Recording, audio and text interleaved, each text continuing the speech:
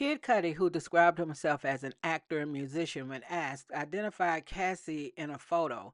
He said they were friends and briefly dated. He said they met around 2008 and dated around 2011. When Kid Cudi and Cassie first started dating, he said he understood, quote, that she and Sean Combs had some problems and they were not dating anymore. Prosecutor. In December 2011, did law enforcement respond to your home? Yes, I had a break-in. Cassie called me at 5:30 or 6 a.m. She said Sean Combs had found out about us. She asked me to pick her up, so I did. Yeah. Prosecutor, why? She was worried. Cassie called Kid Cudi distressed after Combs discovered their relationship. Rapper Kid Cudi said in December 2011 he received a call from Cassie Ventura around 6 a.m. and she told him Combs had found out they were dating. Kid Cudi said he was confused when she said that because he didn't think she was still dating Combs. Quote, she asked me to pick her up. Kid Cudi said she sounded really stressed on the phone, nervous, scared, so I went to go pick her up. Prosecutor, what was her demeanor? Kid Cudi, very stressed and worried. Where did you go? The Sunset Marquee. Why? I thought it was safe and off the radar. Kid Cudi testified that after he picked up Cassie in December 2011, they spoke on the phone with Capricorn Clark, one of Sean Diddy Combs' employees. Clark seemed very scared, sounded like she was on the verge of tears, Kid Cudi said. Clark told the two that Combs and an associate were inside Kid Cudi's house, and she was in a car outside waiting for them. Kid Cudi testified. Quote, she was forced to go along with them over there, he added. On the way back to his house from the hotel, Kid Cudi said he called Combs. When Kid Cudi asked Combs if he was in his house, Combs said, I just want to talk to you. Kid Cudi said, I'm on my way. I'll be right down. And Diddy replied, I'm over here waiting for you. Prosecutor, when you arrived, what did the outside of your house look like? Pretty normal. The outside of his house seemed pretty normal, but he later realized that his security cameras had been moved. He had not moved them. Inside the house, some gifts he had bought for his family were open and on the kitchen counter. He said his dog was locked in a bathroom, but he had not shut the dog in there before he left. Prosecutor, how did you usually leave your dog?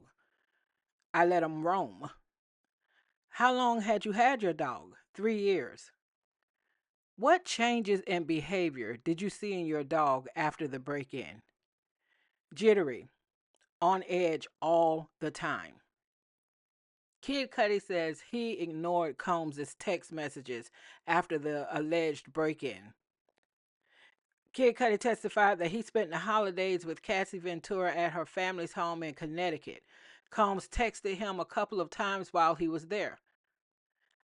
Quote, I guess he was in the dark about things and wanted to talk, but at that point, post the break in, I didn't want to talk. You broke into my house, you messed with my dog, I don't want to talk to you, Kid Cudi said. Kid Cudi also said that after he returned to his home, he called Sean Diddy Combs again, asking where he was. Combs said he was on his way, Kid Cudi testified. Quote, I wanted to confront him. I wanted to fight him, Kid Cudi said. Kid Cudi then decided to call the police. He recalled thinking at the time, quote, I don't know who he has with him. I don't know what his intentions are. Kid Cudi said he filed a police report that day about the apparent break in. Prosecutor, what about your car? My dog's babysitter called me and told me my car was on fire. Kid Cudi's friend sent him photos of his damaged car in his driveway before he got there. The jury was now looking at the photos. On the witness stand, Kid Cudi described the photo as, quote, the damage of the Molotov cocktail in my Porsche. Quote, it looks like the top of my Porsche was cut open, and that's where the Molotov cocktail was put in. Prosecutor, what was your reaction to your car being set on fire? What the fuck? The defense objected to Cudi's response and the judge overruled the objection. Prosecutor: was the damage on your car present before the call from the dog sitter? No. Did you think it was accidental or intentional? Intentional. Kid Cudi reached out to Sean Diddy Combs after the car fire and, quote, finally told him that we needed to meet up to talk. Quote, he had been wanting to talk to me. So after the fire, I was like, this is getting out of hand. I need to talk to him. Prosecutor: who set up the meeting at SoHo House? D-Rock and my manager. Kid Cudi said when he first walked into the meeting, he was alone with Diddy. Prosecutor: what was Mr. Combs doing? Standing there, staring out the window with his hands behind his back like a Marvel supervillain. There was some laughter in the courtroom. Kid Cudi: we discussed pretty much the whole story about how me and Cassie first started to date, to what it was, to how it ended. Diddy said we were homies. You know that is my girl. Prosecutor: what did you say? I thought you all had broken up. I told Diddy that I had taken Cassie's word when she told him, or when she told me that she and Combs were over. Then Sean Combs offered me water twice. It was weird. It was weird. Sean Combs being so calm. Prosecutor: what did Cassie say? That we had fallen in love and things happened. What did you say to Mr. Combs? What about my car? And he said, I don't know what you are talking about. So I walked away. The defense team now gets to cross Kid Cudi. The defense says DNA taken from Kid Cudi's damaged car belonged to a woman. On cross-examination, Kid Cudi confirmed that DNA was collected from his vehicle after it was damaged in the 2011 fire. Defense attorney Brian Steele asked Kid Cudi if he was aware that the DNA results that came back were from a woman. Kid Cudi said he didn't hear any follow-up from authorities about the results. Brian Steele for the defense: Miss Ventura told you it was over? Kid Cudi: we just stopped talking after being in contact almost every day for about a year. Steele: you told this honorable court and this jury that she played you. Yes. She played you and you had no clue? I had no clue. Steele: in 2011, you went on tour. Yes. Steele: 65 locations? Kid Cudi said, yeah. Brian Steele said, at that time, Sean Combs was an icon, fair to say? Kid Cudi said, yes. Steele: you and Miss Ventura had a sexual relationship? Prosecutor objected.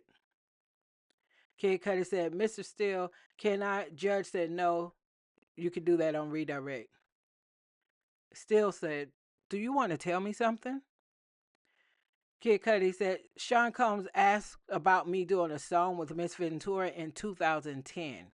Kid Cudi said he wanted to clarify that he believes Diddy asked him to do a song with Cassie Ventura in 2010 rather than 2011. The first time Cassie spoke to him about her relationship with Combs was around Thanksgiving of 2010, Kid Cudi testified. That's when, quote, she was telling me she was having problems, he said.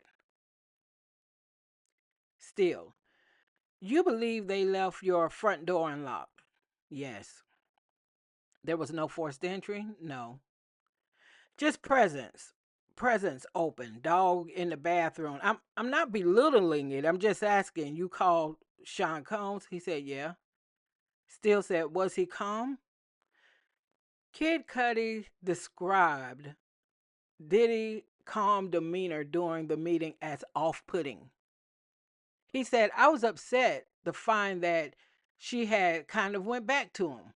When Cassie arrived at the meeting, quote, she explained we fell in love and things just happened, he said. When Kid Cudi asked Combs about his car, he responded, I don't know what you're talking about. Kid Cudi pulled his hand out of a handshake And Combs asked him what was wrong. He said, "Wait, I thought we were cool," Kid Cudi recalled. He confirmed with Combs that, quote unquote, his word was that he didn't have anything to do with the damage to Kid Cudi's Porsche. Kid Cudi and Combs ran into each other again at the SoHo House in 2015. Combs, who was there with his daughter, pulled Kid Cudi aside and apologized.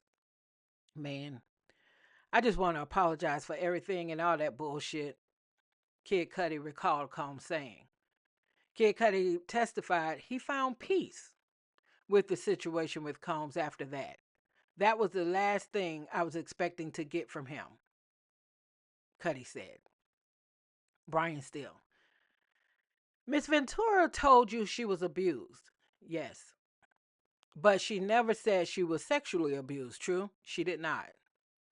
"Did you love her?" "Tell me if I'm wrong." "I did."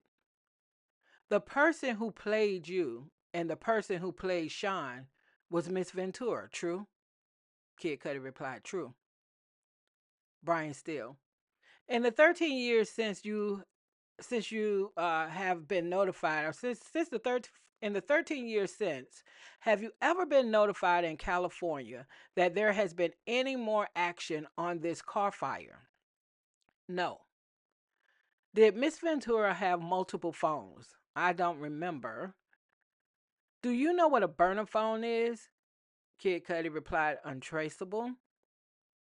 Still, "The trespass, you call it a break-in. Did Miss Ventura tell you that she'd given your home address to Mr. Combs?" "Yes, that morning." Brian Steele, "No more questions." "Thank you." Kid Cudi replied, "Yeah, no problem." The prosecution is up on redirect. "What did Miss Ventura confide in you about the abuse?"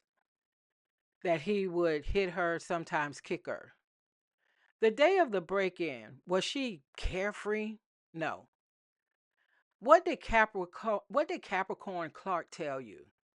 "Sean Combs and an affiliate forced her into a car to come to my house. I called the police." On redirect examination, Kid Cudi testified that Sean Diddy Combs' employee Capricorn Clark called Kid Cudi from outside his own house that morning in December 2011, and she told him Combs came to her apartment and physically forced her into the car. Prosecutor: "How would you describe Cassie that day?" Kid Cudi: Just really shook about him finding out about us." "Why did your relationship with Miss Ventura end?" "The drama. It was getting out of hand. I wanted to give space." Prosecutor: "What drama?" "The break-in, for my safety, her safety." Brian Steele objects. The judge asks, "On what grounds?" Still speculation. Judge overruled the objection. Prosecutor: "Why did you have safety concerns?" "Because I knew Sean Combs was violent." Prosecutor: "The meeting at the SoHo House, Mr. Combs said, 'I don't know what you're talking about your car.' Did you believe him?" Brian Steele objects. The judge asks the prosecutor to rephrase. Prosecutor: "What was your understanding?" Kid Cudi: "That he was lying." No further questions from the prosecutor. Judge asked the defense if they wanted to recross. They said no. Judge told Kid Cudi, "You're done." Kid Cudi said, "All right," and he left the stand.